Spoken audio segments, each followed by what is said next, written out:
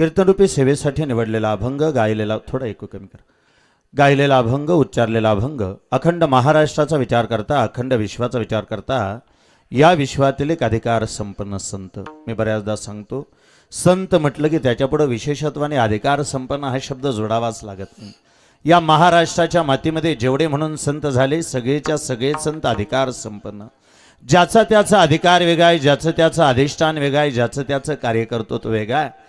ज्ञान म्हटलं की आम्हाला ज्ञानोबराय आठवतात. ज्ञानदेव ज्ञानदेव म्हणतात, ज्ञानदेव देतो वासुदेवची होतो वदनीव देतो, किंवा मग कैवल्याचा पुतळा प्रगटला भूतळा, चैतन्याचा जिव्हाळा ज्ञानोबा माझा, किंवा मग थेट जयाचे द्वारी सोन्याचा पिंपळ, अंगी आईसे बळ रेडा बोले. ज्ञान म्हटलं की ज्ञानोबराय, शांती म्हटलं की पैठण निवासी शांती ब्रह्म एकनाथ महाराज, भक्ती म्हटलं की संत शिरोमणी नामदेवराय, आणि वैराग्य म्हटलं की जगद्गुरु तुकोबराय. त्यातला वैराग्याचा मूर्तिमंत पुतळा असणारे जगद्गुरु तुकोबराय आजच्या अभंगामध्ये त्या विठेवरच्या मालकाला आमच्या बापजाद्यांनी काय कमवलं हे सांगतात, कसं कमवलं हे सांगतात, आणि आम्ही त्याचे दास कसं झालो याचं वर्णन करतात. तुकोबरायांच्या मुखातली भाषा आहे, हे पांडुरंगा माझ्या वडिलांची मिराशी म्हणशील, आमच्या बापजाद्यांनी आजपर्यंत काय कमवलं हे जर विचारत असशील तर आमच्या बापजाद्यांची आजपर्यंतची कमाई एकच आहे. माझ्या वडिलांची मिरासे का देवा, तुझी चरण सेवा पांडुरंगा. आमच्या बापजाद्यांनी तुझी चरण सेवा केली. अर्थात चरण सेवा, चरण सेवा, चरण सेवा म्हणजे नेमकं काय? चरण सेवा करण्यासाठी गळ्यामध्ये माळ असावीच लागेल असं काही नाही. त्याचे गळा माळ असो नसो, मी उलट स्वच्छ सांगतो माऊली बुवा, पांडुरंगाची चरण सेवा करण्यासाठी गळ्यात माळ असली चालेल, नसली चालेल, पण पोटात मळ असून चालत नाही, एवढं मात्र निश्चित आहे. त्या विटेवरच्या मालकाच्या दरबारात उभा राहिल्यानंतर तुमच्या गळ्यात माळ आहे का नाही याला तो विठेवरचा मालक जास्त किंमत देत नाही. तुमच्या पोटात मळ आहे का नाही ह्याला विटेवरचा मालक जास्त किंमत देतो. पांडुरंगाची चरण सेवा म्हणजे काय? विटेवरच्या मालकानं मला दिलेली जबाबदारी मी प्रामाणिकपणे पार पाडणं, हे पांडुरंगाची चरण सेवा आहे. शेतकऱ्यानं प्रामाणिकपणे शेती करणं, हे पांडुरंगाची चरण सेवा आहे. एखाद्या शिक्षकानं मुलांना शिकवत असताना, स्वतःचं कर्तव्य पार पाडत असताना स्वतःच्या जीवाचं रान करावं. वेळ प्रसंगी त्या शेतकऱ्याने वारी केल्यानंतर, त्या शिक्षकाने वारी केल्यानंतर त्याला जेवढं पुण्य भेटायचं नाही त्याच्या 1000 पटीचं पुण्य वर्गात उभा राहून लेकरांना शिकवल्यानंतर त्याला मिळतंय. मी सोप्पं बोलतो कदम महाराज. विटेवरच्या मालकाची वारी करून त्या शिक्षकाला जेवढं पुण्य मिळणार नाही त्याच्या 1000 पटीचं पुण्य लेकरांचं कल्याण केल्यानंतर मिळेल. समजा एखादा शेतकरी कीर्तनामध्ये येऊन बसलाय, पण त्याचा एक बैल उन्हामध्ये, या रखरखत्या उन्हामध्ये सध्या तो बैल उभा आहे. त्या बैलाला तहान लागली, पाण्यानं तो बैल व्याकुळ झालाय, आणि अशा वेळेला तो शेतकरी त्या बैलाला उन्हात ठेवून कीर्तनात येऊन बसला. मला थोडं सोपं सांगा गड्या, तो कीर्तनात येऊन बसला म्हणून त्याला जास्त पुण्य लागल का? उन्हात असणारं मुक जनावर सावलीला बांधल्यानंतर त्याला जास्त पुण्य लागल.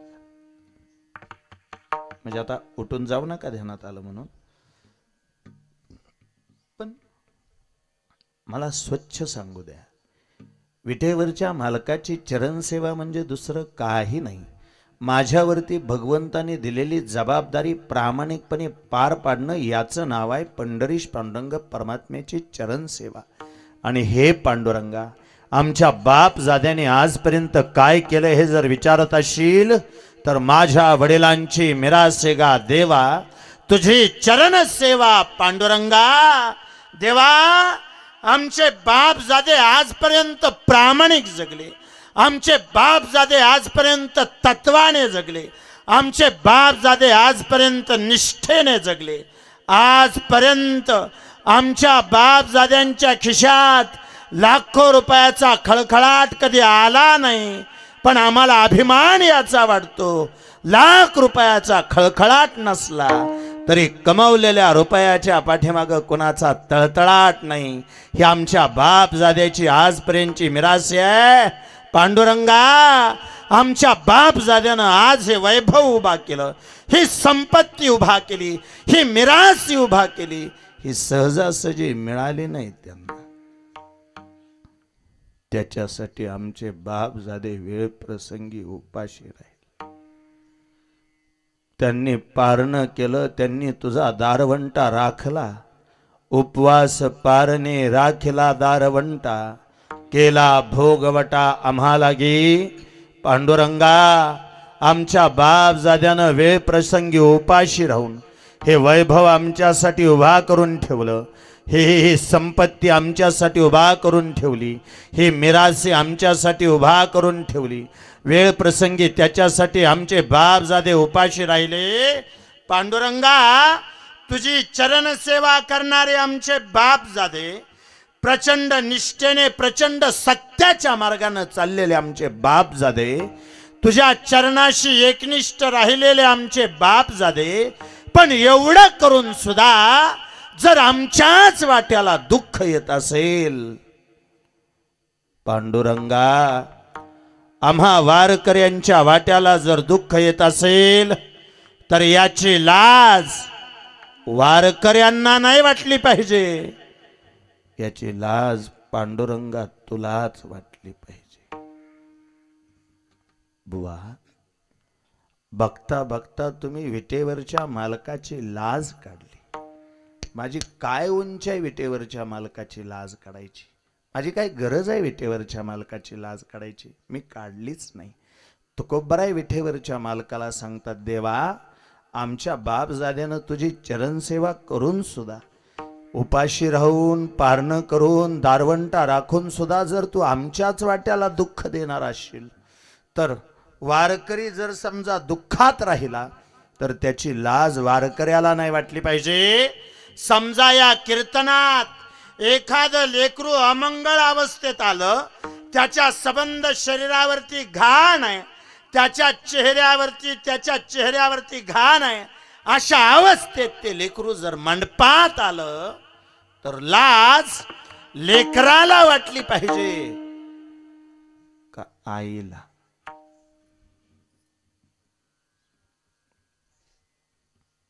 काय सबकळ पाहुणे, काय मत आहे तुमचं? घाणेरडं लेकरू जर मंडपात आलं तर लाज कोणाला? लेकराला का आईला?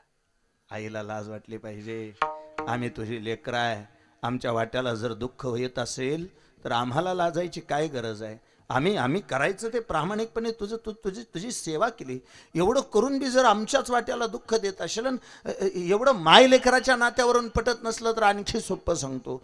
पाठीमागल्या काही दिवसापूर्वी म्हणे रस्त्यावरून एक बिचारी निघाली, पण तिच्या अंगावरची साडी थोडी फाटलेली होती. ज्या अर्थी अंगावरची साडी फाटलेली आहे तर ती बहुतेक तिचा नवरा दारुड आहे. आणि तात्या तुम्ही कुठं जा जगाच्या पाठीवर, माझा एक अनुभव असा आहे, दारुड्याची बायको प्रपंचिक राहते. ती बिचारी प्रचंड काबाड कष्ट करून पै जुळवते. तिने आणलेले पैसे ती लपवून ठेवते. लपवून ठेवलेले पैसे सुद्धा हा दारुडा घेऊन जातो. ती पोराबाळांची काळजी करत राहते, ती पोराबाळांसाठी जगत राहते. पाठीमागल्या काही दिवसापूर्वी एक पत्नी रस्त्याने निघाली आणि रस्त्याने निघालेल्या पत्नीच्या अंगावरची साडी फाटलेली आहे. गावातली 4-2 लोक समोर दिसली, प्रतिष्ठित लोक समोर दिसली. जुन्या काळात प्रतिष्ठित माणसं दिसली की बिचाऱ्या डोक्यावरती पदर घ्यायच्या. रानात जरी खुरपायला बसल्याने एखादी गावातली प्रतिष्ठित व्यक्ती निघाली तरी माझ्याही खुरपं टाकायची, डोक्यावरचा पदर सावरून बसायची. 4 माणसं रस्त्यावरती दिसली. त्या दारुड्याची पत्नी, पण तिने बिचारीनं आजपर्यंत त्याचा प्रपंच झाकून नेलाय. तो प्रपंच झाकत असताना अंगावर फाटलेली साडी, ती साडी लपवण्याचा तिने आटोकाट प्रयत्न केला. पण का कोणाष्टव त्या 4 चौघांजवळ गेल्यानंतर अंगावरचं फाटलेलं वस्त्र त्या 4 चौघांच्या निदर्शनास आलं. मला सोपं सांगा, तुमच्यापैकी कोणीतरी बोला.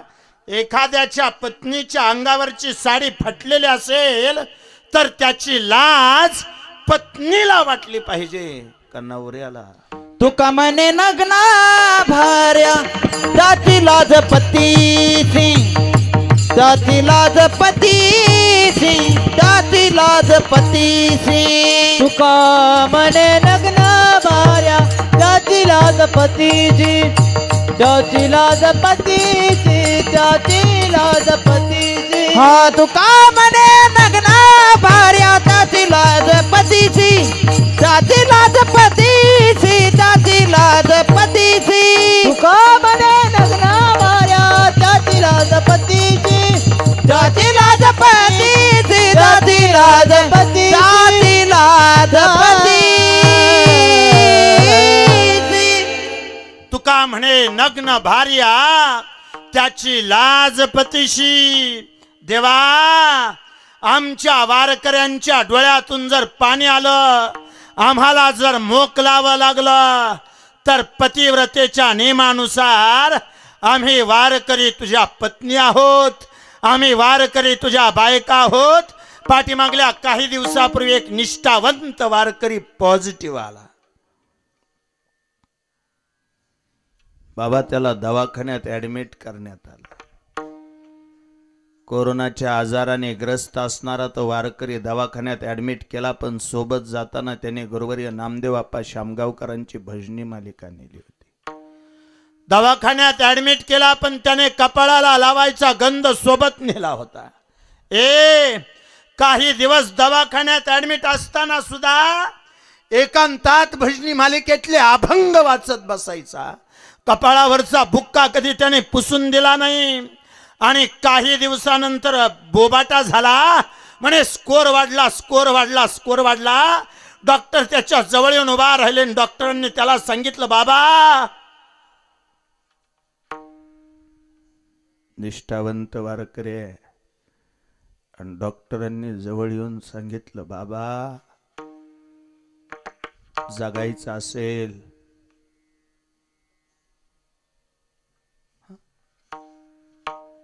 जगायचं असेल तर माळ काढावी लागेल. एवढा निष्ठावंत आहे. माळ काढावी लागेल एवढा शब्द ऐकल्याबरोबर डोळ्यातनं खळकन पाणी आलं.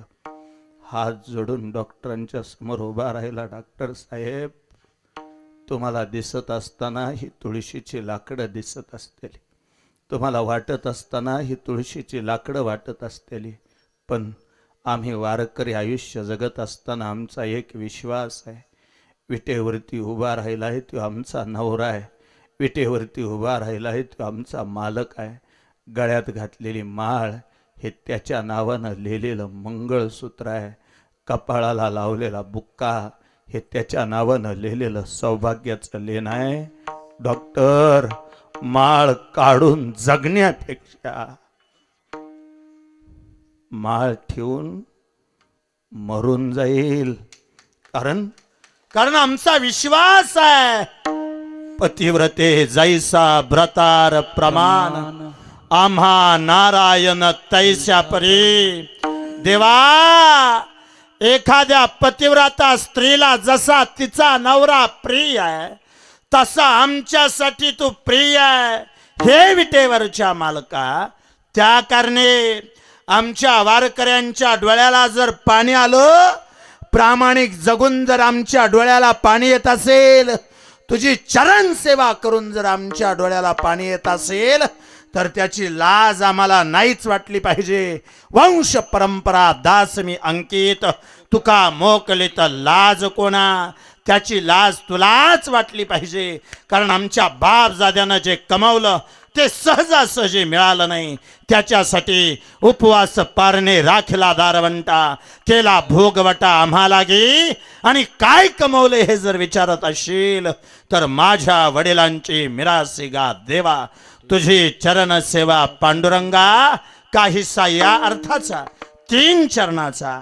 काय कमवलं हे सांगणारा, कसं कमवलं हे सांगणारा आणि आम्ही त्याचे दास कसे झालो, आम्ही त्याचे अंकित कसं झालो याचं वर्णन करणारा अतिशय गोड अतिशय पवित्र आजच्या सेवेला साजेसा असणारा अभंग विठ्ठल. विठ्ठल विठ्ठल विठ्ठल विठ्ठल विठ्ठल विठ्ठल विठ्ठल विठ्ठल कुंडली कवरदा श्री ज्ञानदेव तुकाराम पंढरीनाथ भगवान की जय.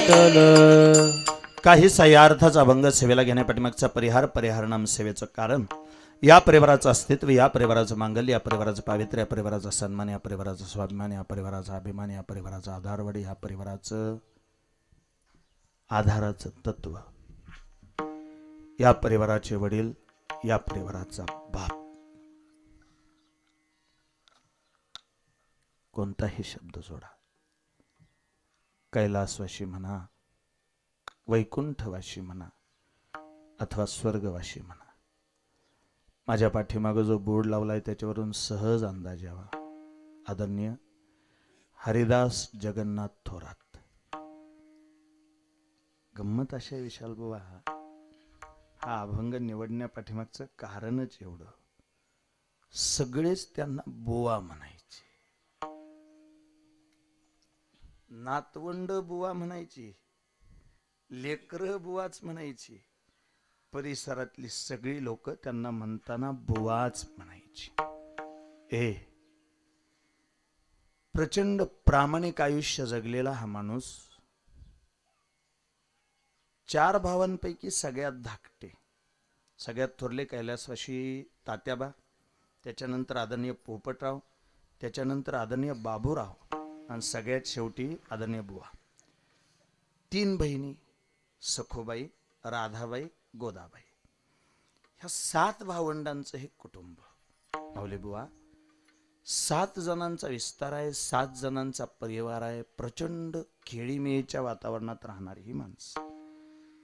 4 जणांची जरी समजा 4 जणांची कुटुंब इथं राहत असली तरी एका जीवानं जिव्हाळ्यानं एकमेकांवरती जीवापाड प्रेम करणारी माणसं. शेवटी आदरणीय हरिदासजी थोरात यांच्या बाबतीत जर विचार करायचं झालं तर एक मुलगा, मुलाचं नाव महेश, 3 मुली, वैशालीताई, विजयाताई, मनीषाताई.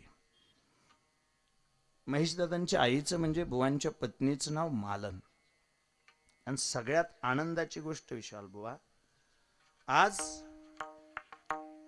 ह्या थोरात परिवाराच्या दारात उभा राहत असताना आनंद एक वाटतो. आदरणीय बुवांचं सबंध आयुष्य विचारात घेतलं तर त्यांच्या वृद्धापकाळात त्यांची सगळ्यात जास्त सेवा कोणी केली असेल तर नातवंडांनी. मी कुठंतरी ऐकलं होतं, आजोबा हा नातूचा पहिला मित्र आणि नातू हा आजोबाचा शेवटचा मित्र. शेवटी तो सिद्धेश आणि ते शुभम ह्या दोघांनी आजोबाची प्रचंड सेवा केली. नुसते आजोबाचीच नाही, आज घरात आजी आहे तर पोरं आजीची सुद्धा जीवापाड सेवा करतायत, आजीवरती जीवापाड प्रेम करतायत. त्यांना माहिती आहे गेल्या वर्षी जेव्हापासून आजोबा गेले तेव्हापासून आजी पहिल्यासारखी हसायची बंद झाली, पहिल्यासारखी बोलायची बंद झाली. का कुणास ठाऊक, पण आजी आता घरात एकटी राहते, कुणाबरोबर जास्त बोलत नाही, कुणाशी हसून बोलत नाही. पोरी जरी दारात येऊन उभा राहिल्या, त्या वैशालीताई दारात येऊन उभा राहिल्या, त्या विजयाताई दारात येऊन उभा राहिल्या, त्या मनीषाताई दारात येऊन उभा राहिल्या, पायरीला पाय लावला, समोर 7 उघडे असणारी दारं दिसतात. फक्त अडचण एक आहे, ही दारं जरी आज उघडी दिसत असली तरी घरातून बाहेर येणारा बाप आता कुठं दिसत नाही, घरातून बाहेर येणारे वडील आता कुठं दिसत नाहीत. वाटतं कुठल्या तरी दारातून आजही बापाने बाहेर यावं. आलीस का वैशाली म्हणून तोंडावरून हात फिरवावा, आलीस का विजया म्हणून तोंडावरून हात फिरवावा. पोरी त्या घराकडे आशेनं बघत राहतात, मंद मंद पावलांनी आत जातात, त्या आईच्या चेहऱ्यावरच्या सुरकुत्याकडे बघतात. आजपर्यंत पोरी आल्या की आई तोंडावरून हात फिरवायची.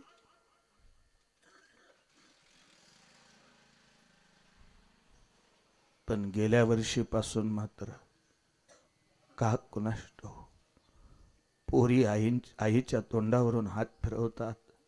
आई बरे आहेस का ग? हो बाळांनो. काय झालंय मला आता? तुमच्या सगळ्यांच्या आयुष्याचं सोनं झालं. भगवंताने सगळं चांगलं केलंय. आई आई काळजी घे बरं. होय, आता एका दिवशी डोळे झाकायचे. पुरी पुरी आईला कडाडून मिठी मारतात. माघारी जाताना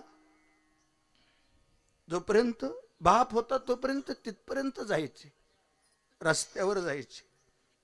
जास्त नाही, 10 रुपये 20 रुपये 50 रुपयाची नोट त्या मनीषाताईंच्या हातावर ठेवायची.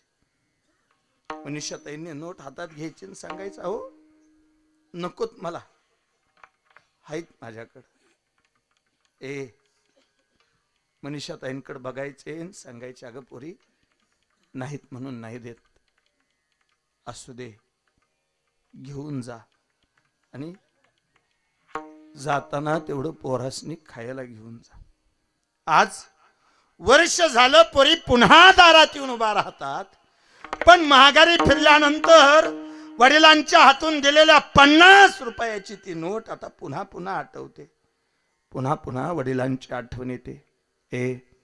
वडिलांची आलेली आठवण लेकर बाळ त्या विटेवरच्या मालकाकडे बघतात. पंढरीश पांडुरंग परमात्म्याकडे तोंड करतात आणि त्या जगाच्या बापाला सांगतात, देवा अजून काही दिवस आमचा बाप आमच्याजवळ राहिला पाहिजे होता. कापुराच्या वाती उजळल्या ज्योती ठाईच समाप्ती झाली जैशी. या न्यायानं तू सहज आमच्या आयुष्यातला बाप घेऊन गेलास. एखाद्या अंगणातून पाखरू भुरकन उडून जावं त्या रीतीनं आमचा बाप आम्हाला सोडून गेला. सांग देवा, आजपर्यंत तुझ्याशी प्रामाणिकपणे जगलो. तुझ्याबद्दल ऐकताना कथा कीर्तनांमधून ऐकलं, तू सावता बाबासाठी खुरपाईला बसला, सजन कसायासाठी मांस विकलं, लाख्या कोलाट्याचा ढोल वाजवला. देवा सगळ्यांशी आपुलकीने जगला. आम्हा भावंडांबरोबर जगताना मात्र का कुणास ठाऊक देवा, पण तू वैऱ्यासारखा जगला एवढं मात्र नक्की आहे. देवा तुझा माझा कार्य वैराकार. देवा तुझा माझा कार्य वैराकार. देवा तुझा माझा कार्य वैराकार. देवा तुझा माझा कार्य वैराकार. दुःखाचे डोंगर दाखविसी देवा. देवा देवा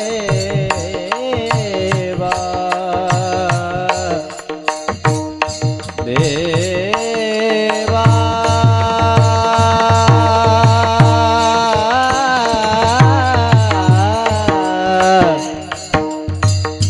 देवा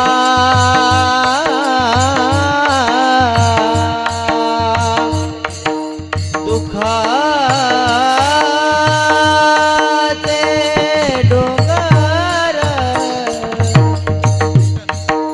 दुःखाचे डोंगर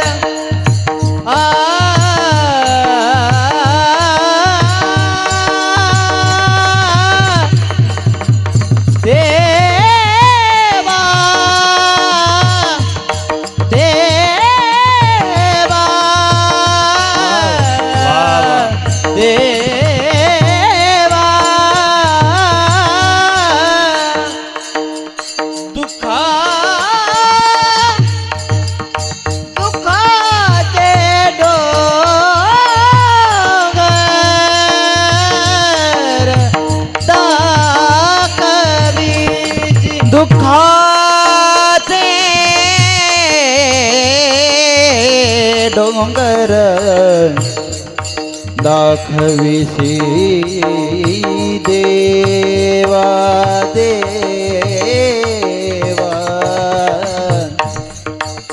देवा देवा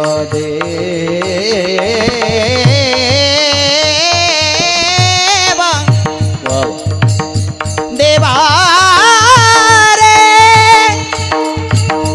देवा देवा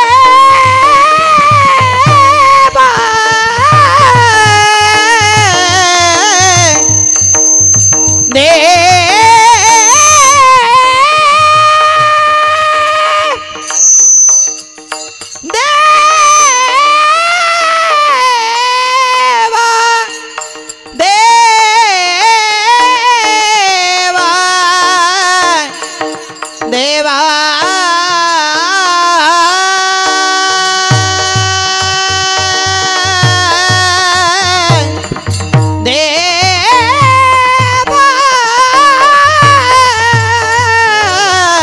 देवा देवा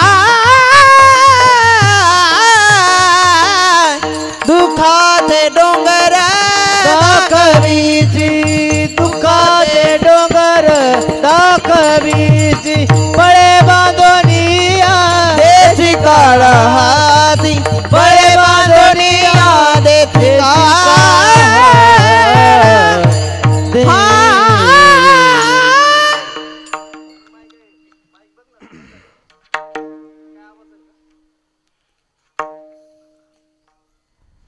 देवा तुझा माझा का रे वैराकार दुःखाचे डोंगर दाखविशी बळे बांधुनिया देशी काळा हाती ऐसे काय चित्ते आले तुझ्या आम्ही देवा तुझी केली होती आशा बर्वे ऋषिकेशाकडे आले तेव्हा आम्हाला तुझी आशा होती पण का कुणाष्टो पांडुरंगा तू आमच्या वाट्याला एवढं मोठं दुःख दिलंस एवढी मोठी वेदना दिली आज वडील जाऊन 1 वर्ष पूर्ण झालं म्हणून वर्ष श्राद्ध आणि वर्ष श्राद्धाच्या निमित्ताने कीर्तन मुळात मृत्यू ही मानवी आयुष्यातलं अंतिम सत्य आहे तुम्ही त्याला कितीही भयंकर समजलं मरणाला तुम्ही कितीही वाईट म्हणला तरी ते मानवी आयुष्यातलं अंतिम सत्य आहे प्रत्येकाच्या वाट्याला ते येणार म्हणजे येणारच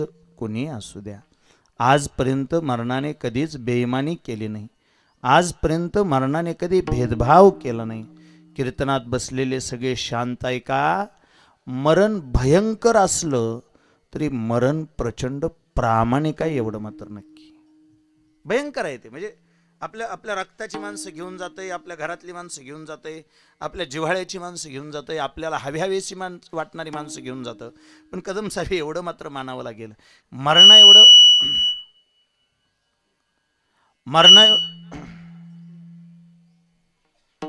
एवढं प्रामाणिक या जगाच्या पाठीवर दुसरं कोणीही नाही मरण प्रचंड प्रामाणिक आहे प्रचंड प्रामाणिक मरण जेवढं प्रामाणिक आहे तेवढे या भूतलावरती दुसरं उलट जाणीवपूर्वक सांगतो जगात म्हणण्यापेक्षा या महाराष्ट्राच्या मातीत या भारत विश्वामध्ये असं एकच खातं आहे जे आजपर्यंत भ्रष्ट झालं नाही आजपर्यंत भ्रष्ट नाही त्याने कधी कोणाच्या रुपयाचा सुद्धा भ्रष्टाचार केला नाही मी जर बरोबर बोलत असेल तर त्याने जेवढ्या ताकदीनं रावण मारला तेवढ्याच ताकदीनं मरणाने राम मारला जेवढ्या ताकदीनं कंस मारला तेवढ्याच ताकदीनं त्याने कृष्ण मारला तर हे राम गेला कृष्ण गेला साधू संत गेले हे तर सगळ्यांचं गेले दिगंबरी शुभ्र विभूती म्हणा किंवा मग येथे ना हिवरो आले अवतार हे सगळ्यांचं बहुतेक पाठ आहे मला आणखी त्याच्या पुढं जाऊन बोलायचंय मला आणखी थोडं समजून सांगायचंय मला तुमच्याबरोबर मरणाच्या विषयावर बोलत असताना आणखी तुम्हाला थोडंसं पुढं न्यायचं ह्या अर्थाने तुम्ही सगळी माझ्यापेक्षा वयानं ज्ञानानं अधिकारानं ज्येष्ठ माणसं आहे ह्या शास्त्राने चिरंजीव पद बहाल केलं होतं किती जणांना